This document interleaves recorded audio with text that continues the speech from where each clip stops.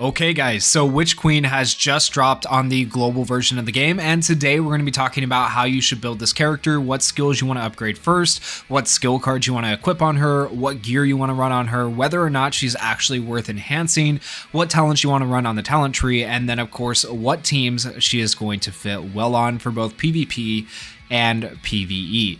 So let's start by talking about her passive. So you get this passive just for getting her to LR status, and if all allies have the power attribute, grants Crimson Blood to defender allies at the start of the battle.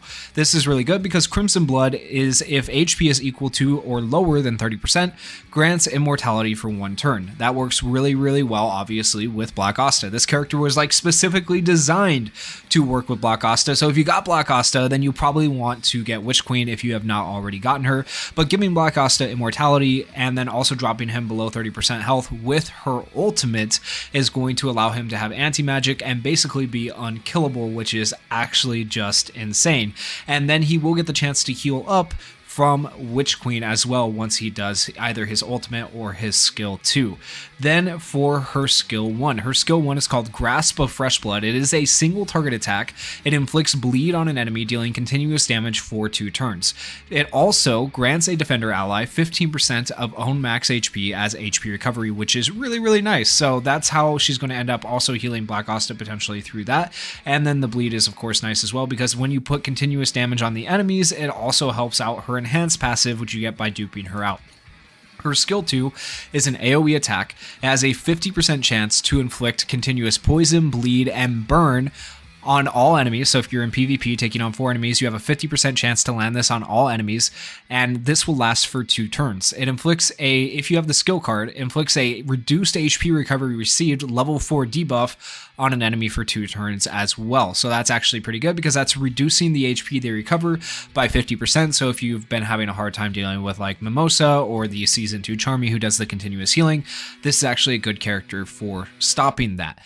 And then for her special skill is another AoE attack. It's called Bloodstain of Destruction, and it inflicts bleed on an enemy, dealing continuous damage for 3 turns, guaranteed, which is really nice. Grants 50% lifesteal to all allies for 2 turns, which is really good, and then sets the HP of one ally with the highest defense to 30% of max HP. That's the thing that's good for Asta, because he will have the highest defense. You set his HP to below 30%. Whenever he is below 40% max HP, he'll be at 30% of course right here. He will gain anti-magic and he will be an amazing nuke. And then when he does his nuking damage, he will get that lifesteal and he'll heal back up. So it's really good to use Witch Queen with Asta, and this lifesteal is even good for your other characters. Now the catch is, in order to make the most of her lifesteal, you are going to want her to be faster than your other characters, specifically your DPS and stuff like that, which can be hard to achieve when you're running like a fast Julius team or something like that. So keep that in mind. Depending on who you run her with, you might need to run like a full speed set in terms of gear. What I'm going to be showing you guys today in terms of gear is not going to be the full speed set build. It's more of a build that has to go with her enhanced passive. And then her combo skill is another single target attack, grants the partner mage HP recovery equal to 60% of own max HP. So it's also a good idea to actually raise her HP if you can, because that is going to allow you to do more healing with her combo skill as well as with her enhanced passive. Now let's take a look at her skill card. I do think her skill card is the best one to run because of the passive, but it also gives you this effect like I mentioned before.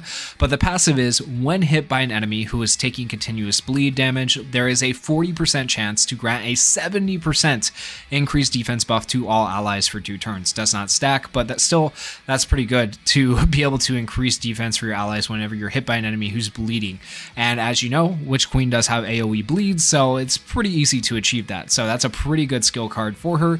There are other options if you don't have her skill card. So one of those options I really like is Breath of Wind. So what Breath of Wind does is it grants immunity to status changes to yourself for 1 turn at the start of each wave, and then also it grants HP recovery equal to 7% of your own max HP upon being afflicted by a status change, which works out pretty well for Witch Queen because you are going to be increasing her max HP overall to give her more HP recovery. So this one works out pretty decently for her. Another option you can run is Crystal Orb of the Abyss, and what this does is it has a 35% chance to have HP recovery equal to 4 to 16% of your maximum HP at the start of your turn every turn, which is pretty solid considering, once again, you're probably going to be building her for HP if you can, depending on the build you go for. And then Moonlight Necklace is another option. This just gives her more sustain, so you could go for defense and increased healing, which once again is just going to help her sustain. But basically, skill card wise, you're going to be wanting to go for sustain on this character. That way you can keep her alive and make the most of her. Now, in terms of gear, there are two ways you could build this character. You could build this character with a full mobility and I would say like a half defense set. I would say that is one really good potential way to build her. Or you could build her like I have her here, giving her more max HP, which I think is more of the build if you're going to dupe her out to at least 2 dupes, ideally 5 dupes if you can. But this build right here, it is in preparation for the fact that I'm probably going to pull for her some more to try to at least get her to 2 dupes, maybe max dupes. Okay, so this is the 2 dupes max dupe build right here. If you aren't doing any dupes into her, you might just want to go for a full mobility half defense set, but you know, do what you want based on your own opinion. So what I'm running here is 4 HP pieces that are going to raise her max HP, which is really nice. I'm also running a max HP set. So if you look at this, you can see I have 2 pieces of the max HP set. It is the Ice Mansion's Remains, and I have the Ice Mirror of that set on her, as well as the Ice Crystal that's giving her extra max HP. I am also running an attack set, or not an attack set, a defense gold set and a mobility gold set. Once again, I would run mobility on her no matter what, because she does have relatively like low speed. It's 104. Asta's I think is like 102 or 100 starting, something like that. So you want to keep her speed as high as possible, so she's definitely going before Asta in most scenarios. So ideally you're going to be running a mobility set on her no matter what type of build you're doing. In my case, I'm running a half mobility set where I have 2 pieces to increase her speed, and then a half defense set. In terms of substats, what should you be going on her substats? Well, once you get these to plus 12 and you're able to reroll substats, I do recommend going for HP and probably defense, just to give her as much sustain as possible. Damage resist is also another good potential option in terms of substats that you can run for your gear on her.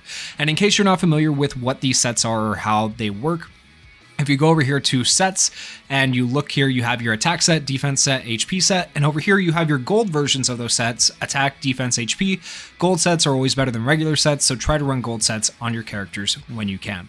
Now, in terms of enhancement, let's talk about what you can do when you enhance her to 2 dupes. So when you get her to 2 dupes, at the start of a turn, grants all allies 10% of own max HP as HP recovery. Okay, so that's why you want to build her for HP, like I showed you in the build, because that's really, really good. But there is a catch. It has to be for each instance of continuous damage inflicted on an enemy.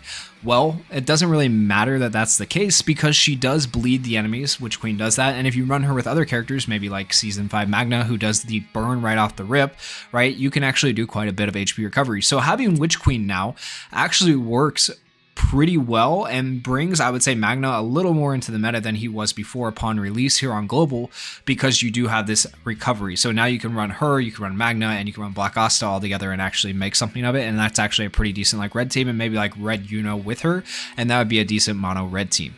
And then if you look over here at the enhanced passive for 5 dupes, it gets even better. She increases the lifesteal effect of special skills by 100%. So she has that same effect from before that we just talked about for 2 dupes, but then you also get lifesteal by 100% on her special skill instead of just 50%, which is what it normally is.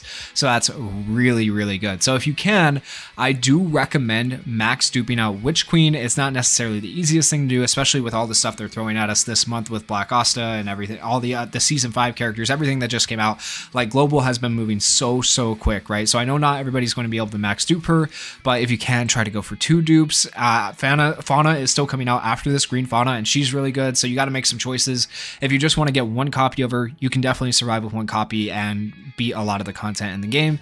But if you want to be like super competitive in PvP, then you would need max dupes. Now, in terms of talents, the attack talents aren't really going to matter all that much, but I would go for the magic attack talent here since she's magic attack, and then I would also go for the stacking crit rate. Once again, she's never going to do the most damage. And then defense wise, I would probably go for the stacking defense and crit resist, and then I go for the max HP plus 5%. Once again, if you have dupes into her. If you don't have dupes into her, you might just want to go for the flat 20% defense and then the stacking defense and crit resist. But once again, I'm keeping these anticipating that I am going to get some dupes into her. And then I would also go for the damage resist, and then I would go for the skill 2 cooldown. You could also go for the special skill back, but honestly, I feel like by the time you've used her special skill once, you've either won or you haven't, because you've given Asta the ability to nuke, so you're not really going to need this all that much. However, skill 2, having a chance to reduce that cooldown, I do feel like that's going to be more useful to you overall. And then you have damage resist here. So that is how I would do her talent build, and that is everything about how I would build this character. Now let's talk about potential teams for Witch Queen. So this would be kind of like your mono red team option. I really like the idea of this team because you have Magna for his burn, you have her for her poison, her bleed, all the stuff that she does, right? All the continuous damage that she can put on the enemies. You have him for the silence and the mobility for going first in the turn. And then you have Asta for the nuking as well as the tanking. Like, this team could actually work out pretty well even in PvP right now with the current meta the way it is as an all mono red team. This is probably one of my more favorite mono red teams that you could run. You could of course switch out, you know, units. You could switch out like Magna for potentially like other red attackers or other red defenders or things like that. So another example of someone you could switch out for Magna, you could probably switch out Magna for like this Charmy right here, and you could run a team like this. This would definitely be an option you could run. You could also try to maybe run another supporter here, and you could run Sally and just have Sally buff Asta here, and then you have Witch Queen obviously putting him into anti-magic and just to go for even more of a nuke. Just depends on what you really want to go for, but lots of options for the mono red team. Of course, the first one that I showed you is kind of the one that I favor personally with Magna. I think this one is just going to be a fun team. I think Magna is a very good like attacker outside of, you know, Julius. I feel like kind of he's the off-brand Julius, but in a mono red team he works really, really well. And then for another option as a PvP team, I think this could work out as well. You have Valtos to speed up your team. You have Witch Queen to do anti-magic. You have Charlotte to put the marks and the defense down on the enemies, and then you just nuke with Asta, and if Asta doesn't happen to kill in one turn, well, guess what? You get another turn because of the mark. So it's kind of insane, right? So this is another potential option you could run for a PvP team. There's honestly just so many PvP teams you could run with Witch Queen and Asta together. So feel free to try out different things, but these are just kind of two ideas for you guys in terms of PvP. Now, in terms of PvE, I have used this team here in Hall of Illusions, the challenge stages that are limited time, and this team works out pretty well because you can buff with Sally and the Charlotte here. You can buff the crap out of this Asta. Also, you have defense with her, defense here, and then you have lifesteal with her. So this team just works out really, really well for PvE. Another option that I really liked for PvE was this team right here. Once again, you have speed with him, you have fortify, you have attack up with her, you have damage reduction, you have healing, you have life steal, you have massive nuking damage and tanking. This team just works really, really well for PvE as well. So those are kind of the teams I would run for both PvP and PvE. Hopefully that gives you guys a starting place. And that is it for Witch Queen's build guide. Let me know what you guys think of the character. Let me know if you're going to try her out in PvP or if you're going to try her out in the new Hall of Illusions. Thank you guys so much for watching. Peace.